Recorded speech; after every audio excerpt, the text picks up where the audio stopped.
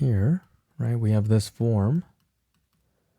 And in this case, a is going to be -1, h is going to be -2, and k is going to be 1. A being negative tells me that the parabola has to face downwards. And combining these two, the vertex has to be at -2, 1. Right? And of course, the axis of symmetry is where h is, so that's x is equal to -2. So if I draw this, here's -2, and here's 1. So we're going to be around here. Okay, so we have this. And now if I plug in for the value of -1, right? The y value, whatever y value I get, it's going to be the same for this one because the axis of symmetry is here.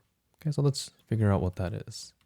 Okay, plugging in for -1, right? This becomes 1 squared, right? So that's 1, but because of this negative, it's -1. And we end up getting 0. Right? So we found our two x-intercepts, and our parabola is going to look something like that. Okay? So the x-intercepts are located at -1 and -3. Okay, so x is equal to -1 and -3. But for the y-intercept, to calculate this, right, when x is 0, what is y? That's what we're trying to figure out. So when x is 0, we were just left with 2 squared. So this is -4 plus 1, so we end up getting -3. Okay, so although the drawing is not perfect, right, the place where it intersects should be at -3.